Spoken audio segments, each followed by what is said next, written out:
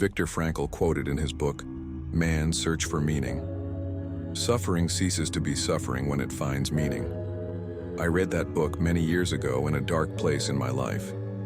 It was literally the depths of hell, locked away where I couldn't get out, both physically and mentally. His story contained many lessons and understanding about life, and were illuminated by his ability to see the brighter path at the end outcome of his experience. Frankl was an Austrian psychiatrist who was placed in 4 different concentration camps during World War II, including Auschwitz.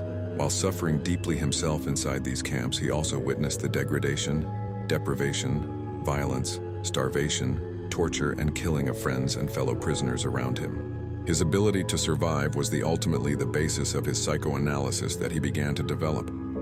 That the only way for him to hold on to the will to live was to find the purpose to want to live, although he experienced atrocities that no human being should.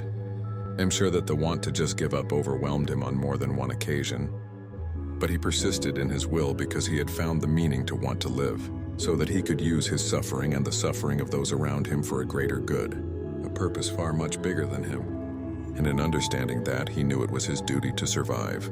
During his time in the camps, he developed what he would later call logotherapy or meaning therapy, which is the essential understanding that we as human beings have the innate ability to overcome suffering and the disappointments of life by finding purpose and meaning in every moment, both good and bad.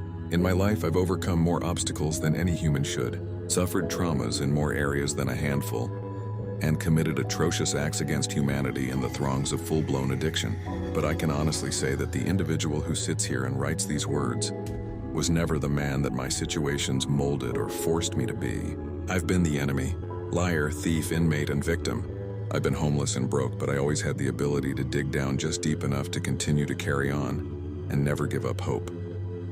No matter the circumstance I was put in, or that I had put myself in, I always kept a small flame deep inside me, lit with the understanding that somehow I knew that there was not only a better way, but that I was divinely destined for a greater purpose.